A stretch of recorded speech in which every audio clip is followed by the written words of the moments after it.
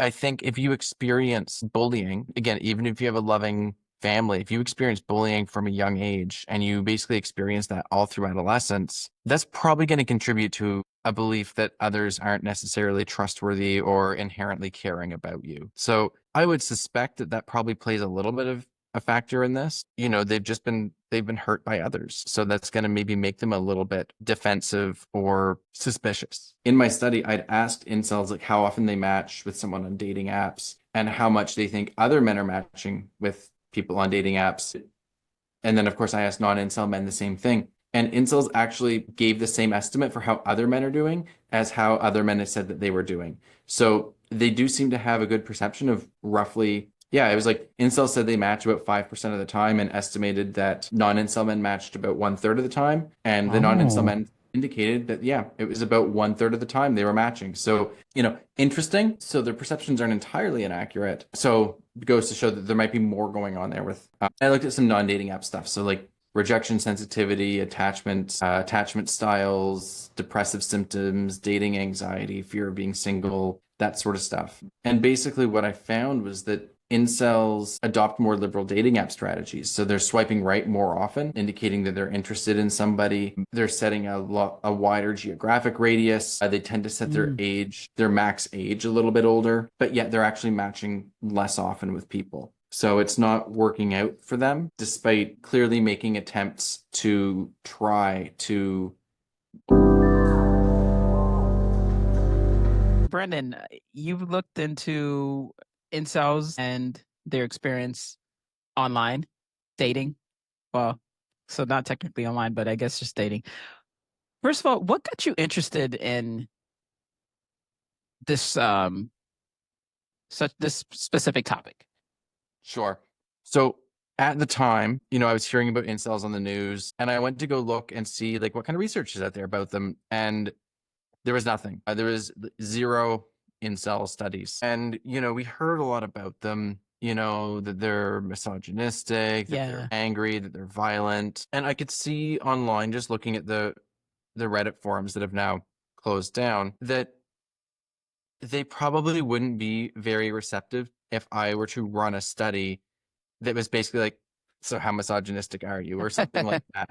Um, there was skepticism of researchers and of academia.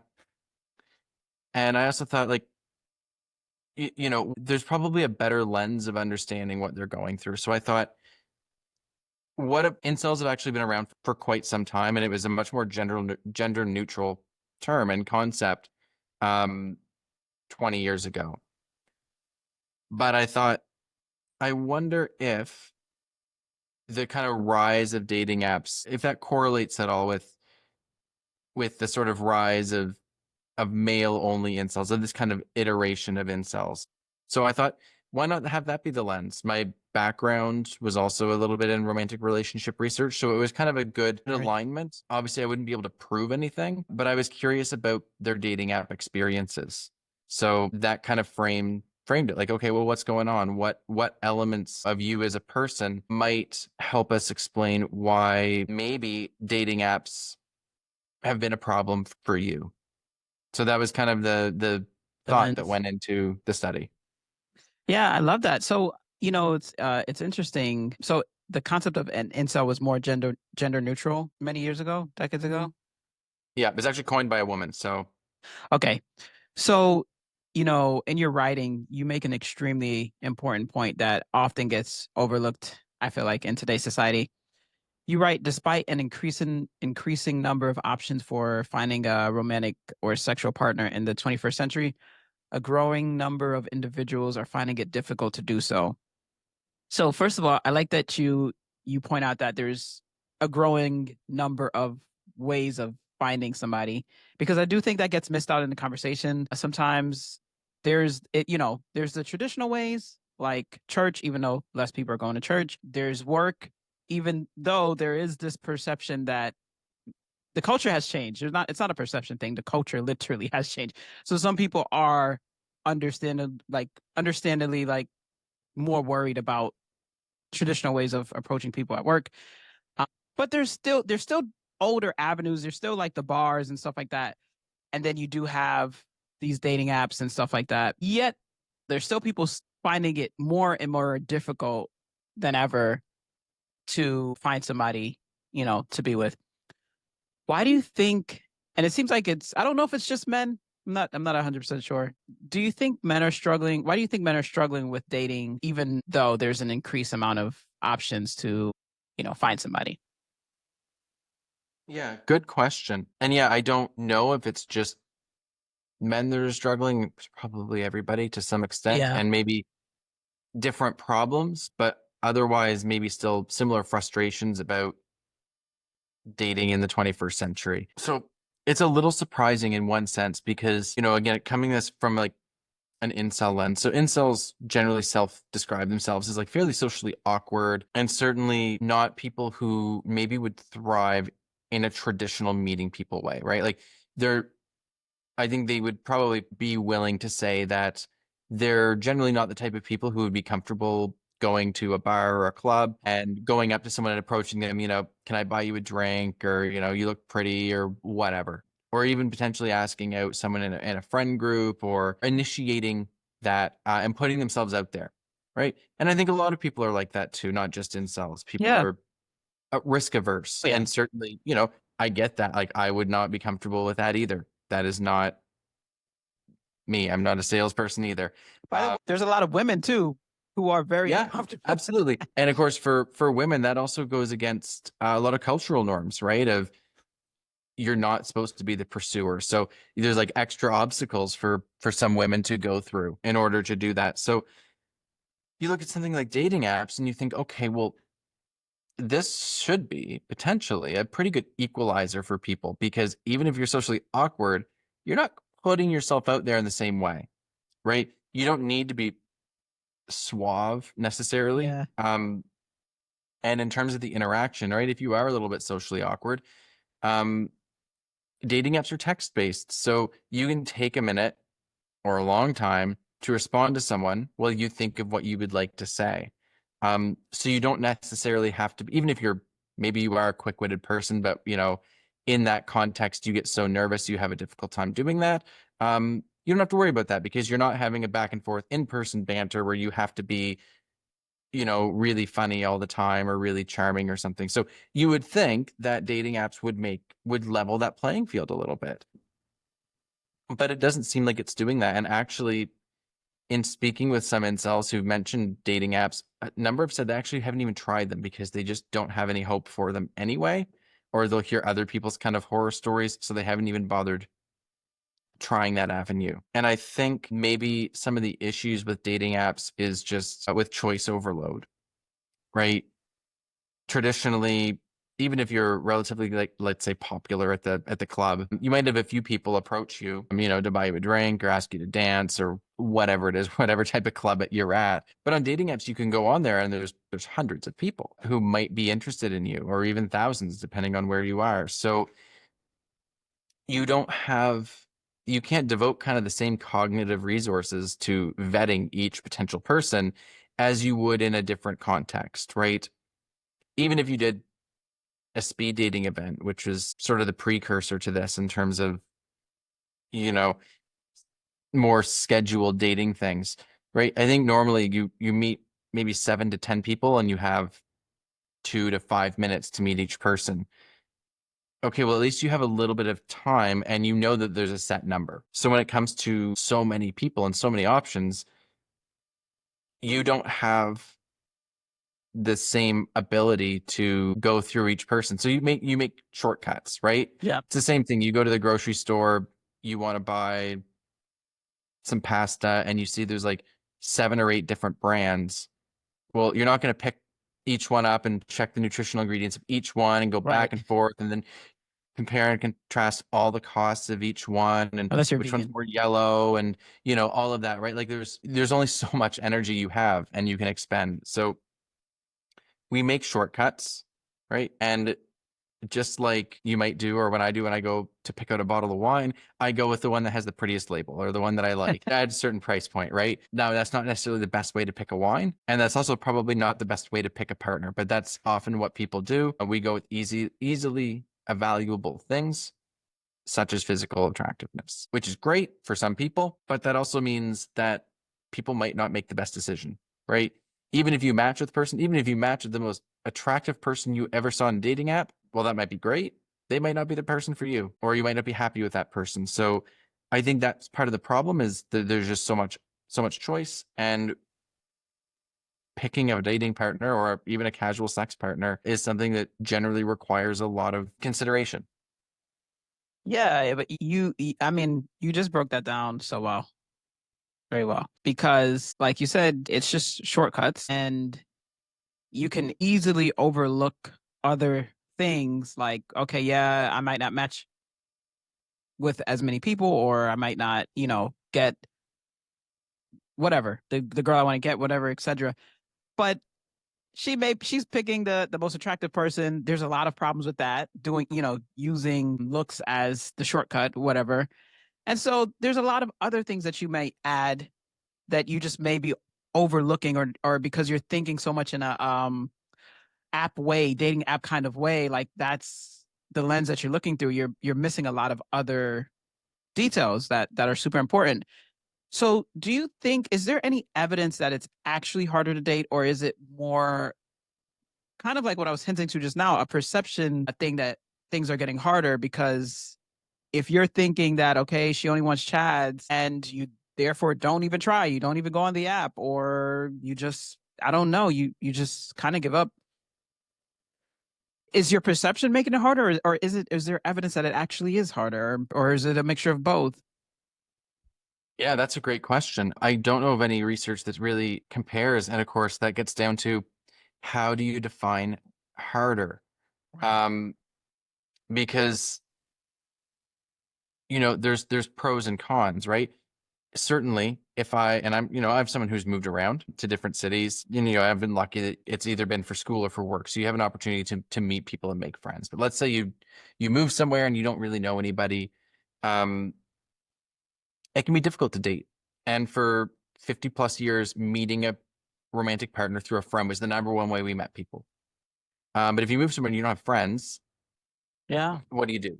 Right? I mean, yeah, you can join a club or society, or get a hobby and meet someone or friends through there, and go from there. But now you touch down a city, even if you're there for vacation, you can open up a dating app and potentially meet people. So that element is easier. I think the access element is easier. But as I mentioned, that choice overload can also make it difficult. It can be difficult to be chosen if you're not meeting the desires of everyone when you're being compared to everybody else. But even if you are, you might be talking or interacting with so many people that it's difficult to properly invest. So, you look at, traditionally, if someone was from a small town or something, you don't have a lot of selection. No. But then, right, you also get an opportunity, or like, you belong to a particular religion and there's not that many people in your congregation or in your religion and within your geographic area. You have limited choices, but yet most of those individuals still find a romantic partner and are still generally happy. Like, I don't know of any research that says that, people in small towns are more likely to get divorced or less happy in relationships. So clearly that works. And maybe it's an opportunity of, yeah, I'm in a small place. I get to know people better. So when I do make a dating decision, I'm more informed. So that element might be more difficult, right? It's difficult to be more informed about a person, or to make the right choice when it comes to, who am I going to go out with on Friday night? I've got X number of options, right? So there's a lot of other factors at play that might make other elements of dating more difficult. So I don't know who's had it better or worse, or what generations had it better or worse, but you know, like everything, there's going to be new challenges and new opportunities as time goes on. Yeah, it probably depends on the individual. I have a friend who's Indian, and in her culture, they just like, it's arranged marriages. And honestly, if you're like more awkward, and I'm like, yeah, I could totally see why that works for some people really well. But maybe for other people who are not like that, or I don't know, they're good at dating, whatever, or they're good at whatever, I don't know, interacting.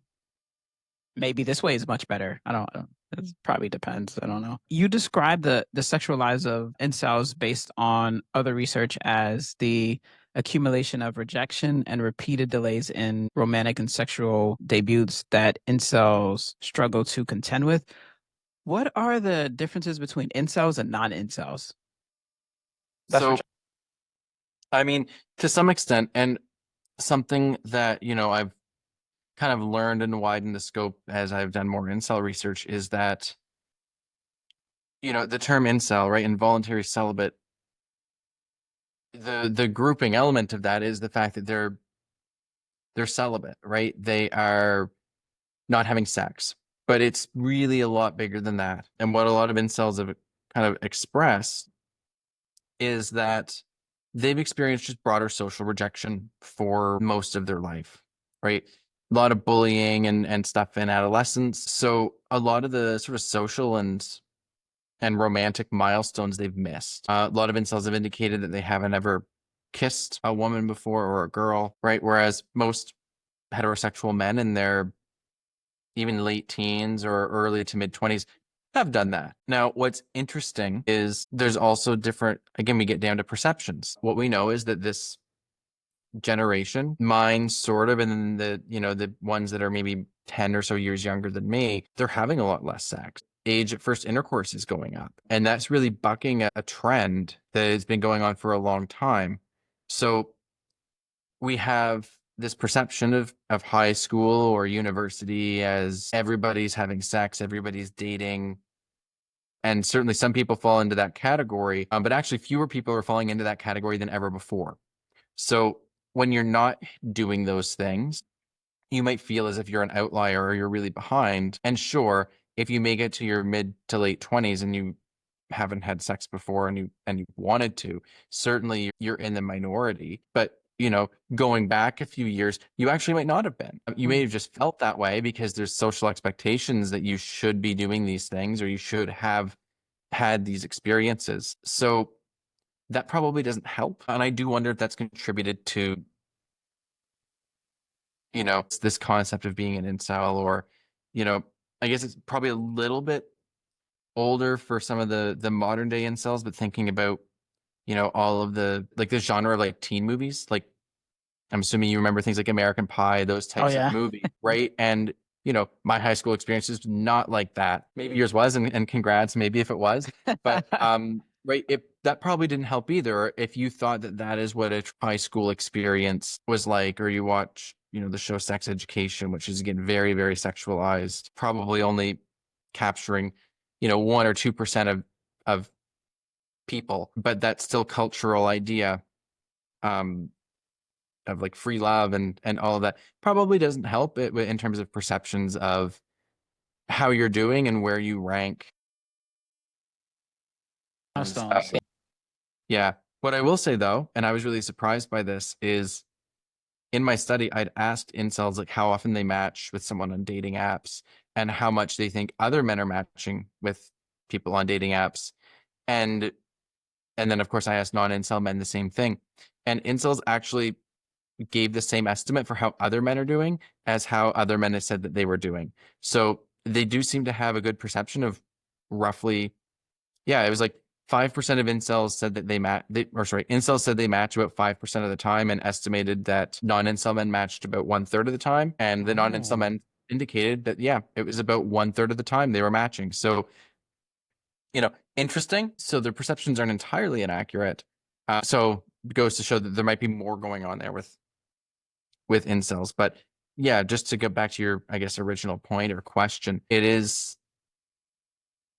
broader and more longstanding rejection, both socially and romantically. And even the first sort of incel study, which was actually done way back in 2001, before, we kind of knew about incels, right? It was just called involuntary celibacy, which is why when I searched for incels doing my study, I never came across it until much later. And it was a study that really flew under the radar. Like it had like no citations. And then suddenly when incels became popular, it's just Ah. right, really big. So they did a study on incel or involuntary celibates. had men and women in it. And even they said that the social rejection element was a big part of it. So even back then, in kind of a different context, involuntary celibacy and this idea or concept seems to also overlap with not just sexual or lack of sexual experience, but a lack of maybe some social experience as well. Okay, so that's been like a consistent pattern. So reading some of your work and then just hearing you talk, it seems like there are many things that play into incel culture, the kind of the echo chambers, the unchallenged ideas. It's good to know that to some extent there is some actual perception that's right. Like they're not all the way just just it's just in their head. No, some of what they're saying is actually true. But yeah, unchallenged ideas, places with higher male to female ratios, from what I was reading, seems to have more tweets from incels. Also, dating app users are just generally pickier. I've spoken to other experts about this. Like, just getting on a dating app, it seems like people tend to be a little bit pickier. And then, like you said, the more options that they feel like they have, the more choosy and the more pickier they tend to be. And I've also heard many times that when women have the ratio just on dating apps just tend to be much higher male to female ratio. Can you speak a little bit about this recipe for resentment from young guys before we get into the study? Sure. I mean, yeah, it's tough. And I'm not someone who really studies, I guess, those types of echo chambers outside of, my work with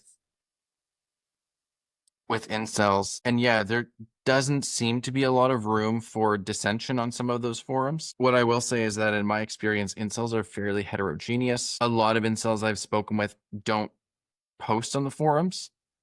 They read some of the stuff. Oh, They try to tailor what they read and try to avoid some of the more controversial posts because they don't necessarily find it helpful. That's not to say that obviously many people do engage with those. So yeah, it's tough because what's happened is because a lot of the incel forums have become fairly notorious and certainly do host a lot of concerning or problematic content, it's also the only place for a lot of incels to go and talk to people. They might not want to be exposed to certain viewpoints or might not agree with those things, but those are also the only people they can commiserate with. So that becomes a bit of a problem. And in terms of, I guess, the resentment element, you mentioned a number of things that are right that we know is true. So a lot of the incel ideology, the belief that women are only after the most attractive men or the most resource rich yeah. or I guess, yeah, I'll just focus on those two elements. There are kernels of truth to that, absolutely. And dating apps have exacerbated that. Of course, the same thing is true about men as well. Often probably overemphasizes physical attractiveness and their dating decisions. And youth.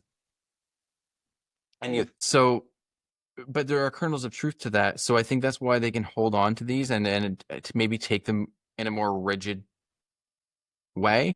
And same thing, right? Like who wouldn't want to date someone who has millions of dollars? That doesn't mean that's the only thing that factors into someone's dating decisions, but certainly it doesn't hurt one's prospects. So, you can take those things and say, yeah, life would be better if I looked like Ryan Gosling, or life would be easier if I had tons and tons and tons of money and, a private jet and a yacht. Um, but that doesn't mean that that's what women are looking for, or that's what only they'll be happy with or something like that.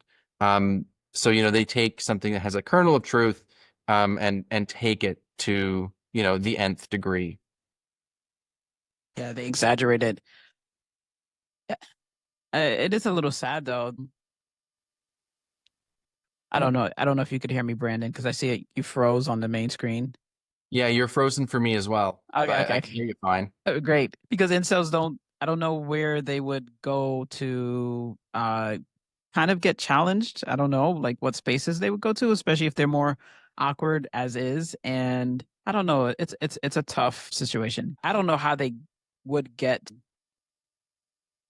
a different perspective in a safe Yeah, way, Maybe and what's internet. interesting is that so in a different project with incels where I interviewed them, a lot of them indicated that they came across incel forums when basically they were trying to like Google like what's wrong with me. Like they were expressing, like I'm a 25-year-old man. I've never had sex or I've never kissed a woman. What's wrong with me? And that's where they came across incel forums. So, and a lot of it was trying to seek solutions to their inceldom.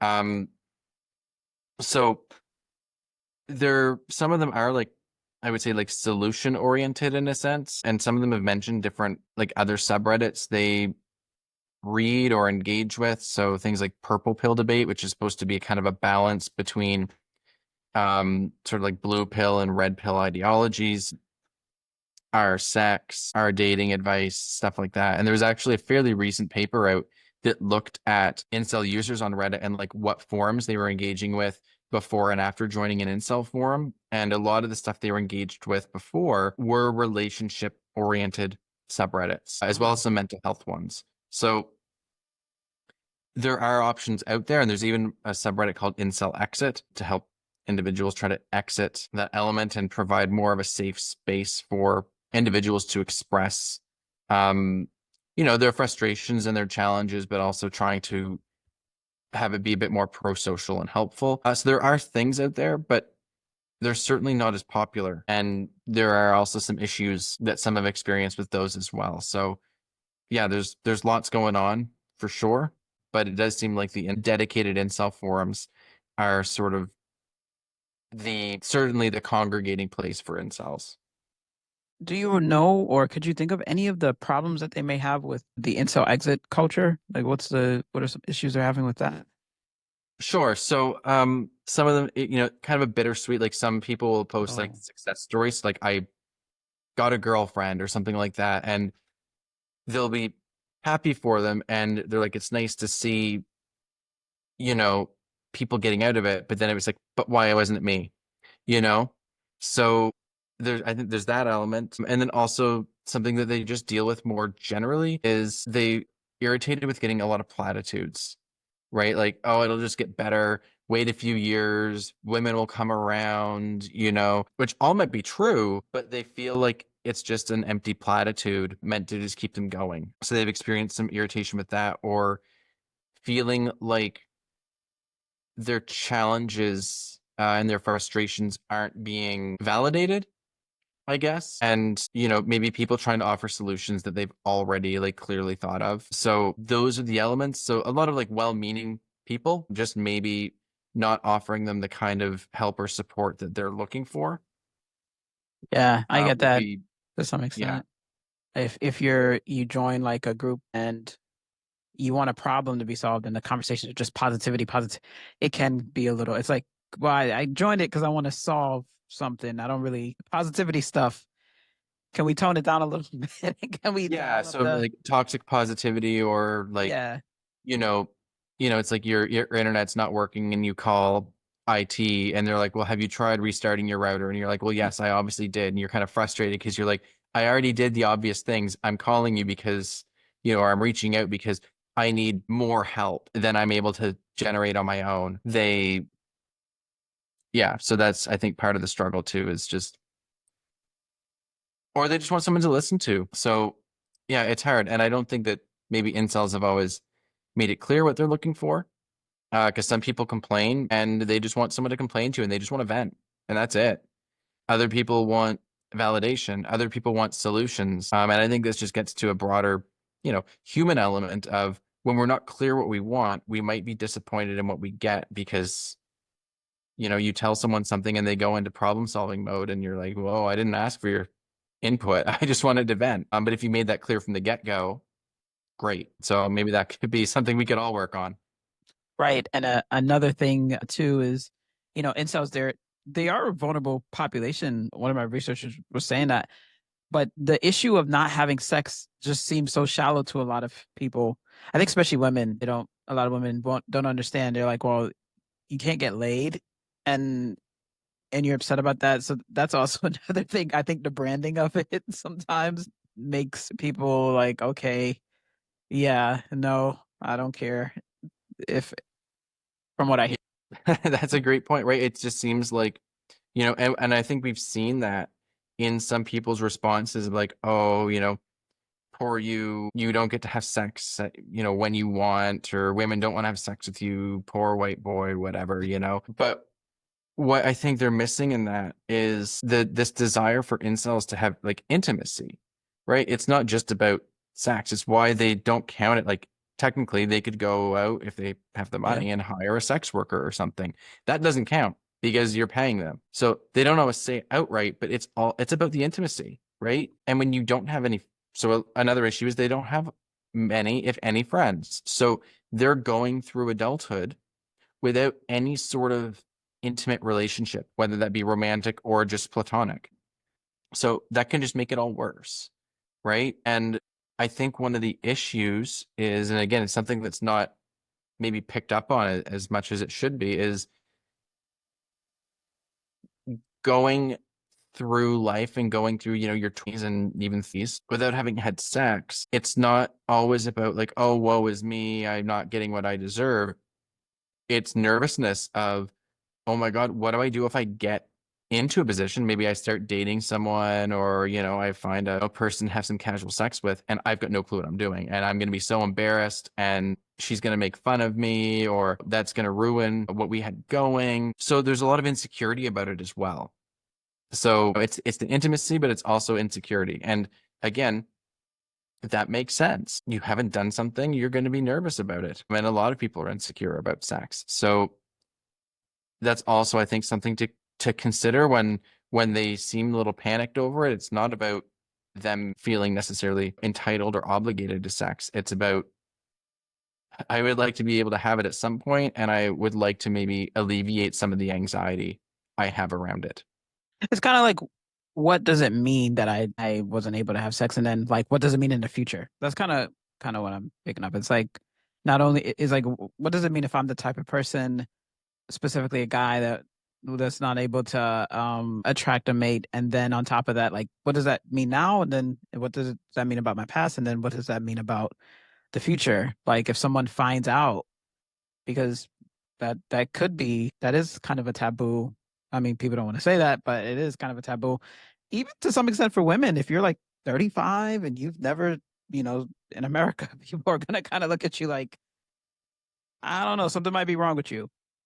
Right. And I think that's their concern, is that some people will view it as a red flag. Well, why have, especially if you seem otherwise like a pretty decent person, you make, well, why? Like, Yeah. what is going on? What am I not picking up on that someone else must have clearly picked up on that's led to you going this long?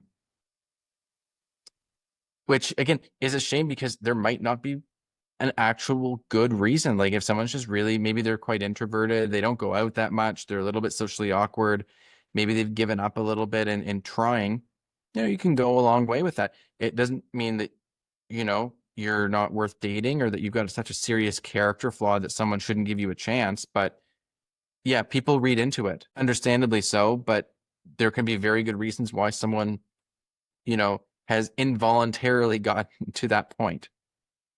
That's correct. So in your study, you say you looked at participants, incels and non-incels. We kind of went over that briefly. You basically said an incel was invalid. They couldn't have sex. They by non-choice. Was that pretty much the difference between an incel and a non-incel in the study? Yeah, I just asked people point blank, are you an incel slash involuntary celibate? I let them self-disclose, because what that means to different people is varies, right? Like some people are like, well, I'm an involuntary celibate, but I'm not really like the incel, like the stereotypical incel you hear about in the news or something. And it's like, okay, well, you tell me what you are. I'm not the gatekeeper on inceldom. So it was really up to them to self-disclose. Some of them had indicated that they'd had sex before, which some incels would say that doesn't make you no longer an incel. Others would say you can still be an incel if you've had some sort of relations before. But usually, and I think, and some I've spoken to, like, they may have had sex when they were like 17, and now they're 27 and they haven't had sex since. Oh, Right. So like, you know, and I think most of the incels would just would be willing to commiserate with that and be like, okay, yeah, like, yeah. you know, it's been a long time. Um, so yeah, I've always let them self-disclose in terms of like, or self-identify, I guess, rather than carving out a definition that might not really capture everything because we still don't know a whole lot about them. So they're going to be the experts on who is an incel. Right. How was the study designed? Basically, just an online survey. So advertised it through my university at the time. Um, to try to is part of like a larger university forum to try to get more men because traditionally if you use an intro-psych pool you get predominantly women. And then I went to all of the different incel subreddits that existed at the time and posted a study link there. So they went in, filled it all out online, and that was the extent of it. Gotcha. And can you just talk a little bit? Okay, so what, because it was a study looking at their interactions on the dating apps and stuff like that. Any more details with that, with how that was set up? Sure. So I was surprised at the time there wasn't a lot of research on dating apps in general, even though this was like 2018, 2019 when I was recruiting.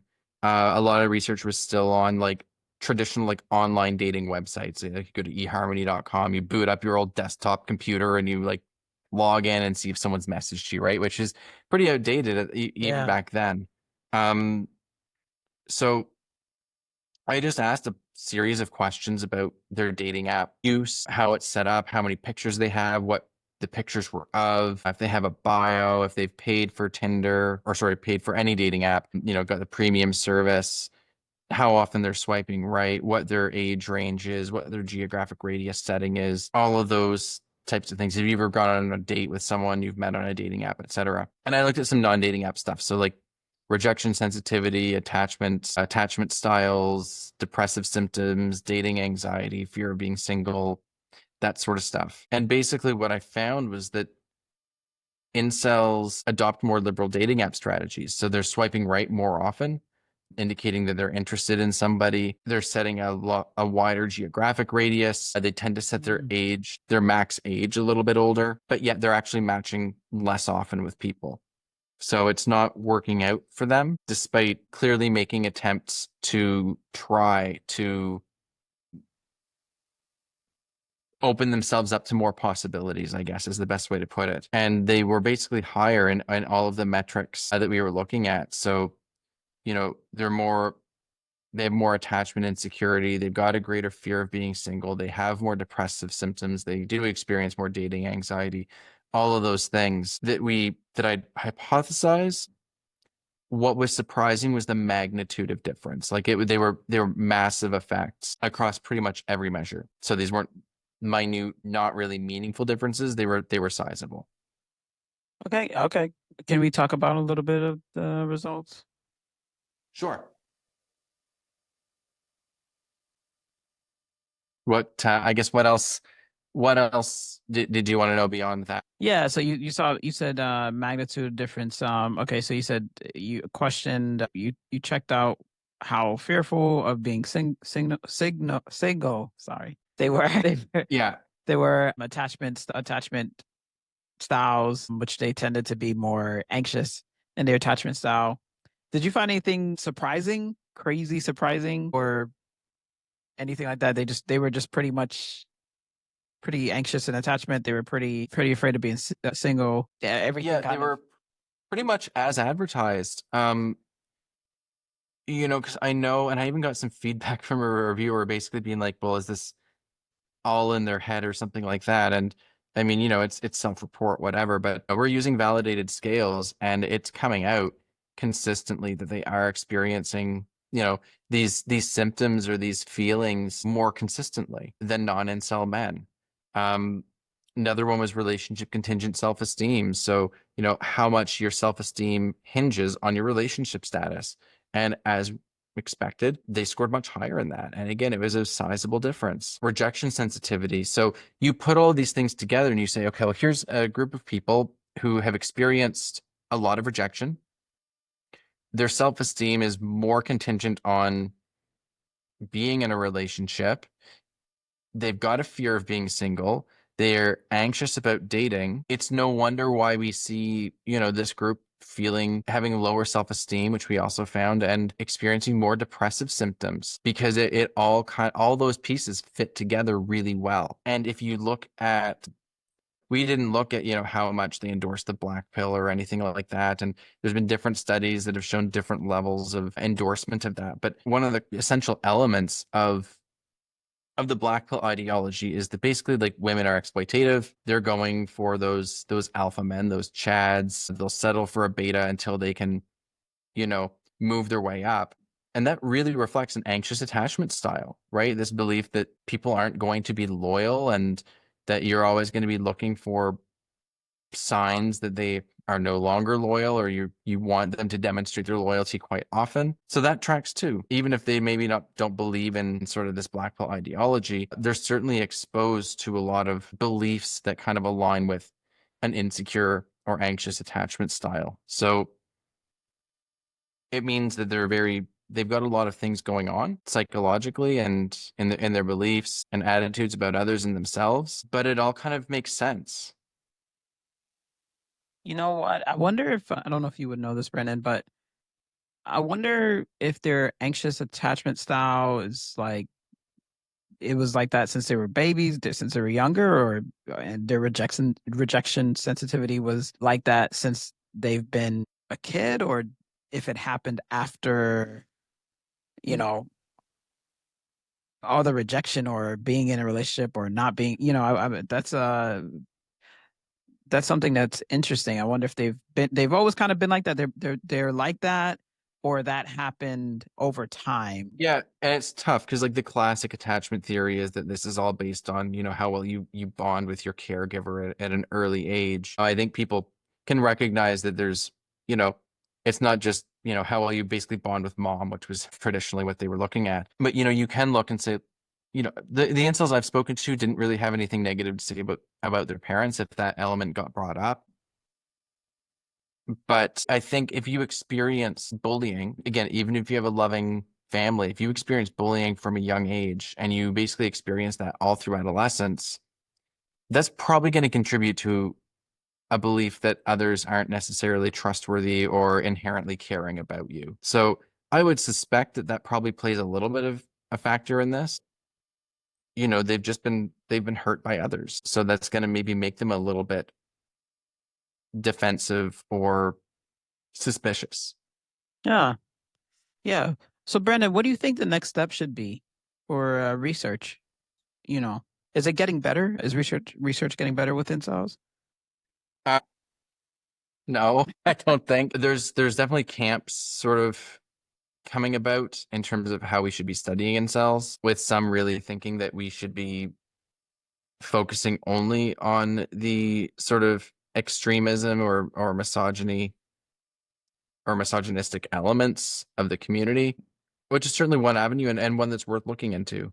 It's not going to be the approach or the angle that I take. It's not really a perspective that I can that I can offer. And there's lots of other people who can. So there's no real need for me to dive into that. The problem is in terms of my research, which is more focused on actually having incels, take part in studies, is that the opportunities to recruit incels is getting more difficult. And I think that they are maybe a little bit more reluctant to engage with researchers than they were before. There's fewer forums to advertise to them on. So it means that the bulk of incel research that's done is going to be based on forum analyses that are often based on like the controversial topics, which again, really important. It's good to understand what's going on in those forums and in the context in which a lot of incels are kind of steeped in. But that's only going to offer us so much. And I don't think it's fair to assume that it reflects the attitudes or beliefs of all incels. So trying to encourage incels to participate in research is probably to their benefit because it's going to offer us a more nuanced perspective on what their experiences are. I think I've done more research on like feelings of loneliness and isolation, but I think looking at this, and I've done some more stuff on incels and porn, so kind of a totally different angle from what we've been talking about. Oh, Um, interesting. Yeah. but I think maybe some more on, those early experiences of social exclusion and what bullying looks like for them and how that maybe has shaped future interactions is certainly worth looking into. Because, the sad thing is, if incels do find themselves in a relationship with someone, a lot of the baggage that they're bringing into that relationship might torpedo that relationship, right? Like feelings of suspicion, um, depressive symptoms, concerns over sexual adequacy, etc. All of those might be valid based on their experiences, but that's a lot for someone in a relationship to take on. So, we would be serving everybody well if we were able to better understand some of the challenges that they experience so that we can make sure that the help that they would need or would want uh, is available to them so they can, live happy, meaningful lives, which is ultimately what they want. Yeah, 100% agree. Brandon, you did bring up 2 points though. Something that I wonder if how much you know about is the bullying aspect. The people that you questioned, did a lot of them, a high percentage of them speak about bullying? Was the first thing. And while you answer that out, there was another one. Okay. I'll try to tackle the first one. So the the bullying and social exclusion was kind of, I didn't fully ask about it. So I knew that there were some issues maybe with like loneliness and not many friends. So I did do a follow-up study finding that yes, they do experience more loneliness. They report having fewer social supports.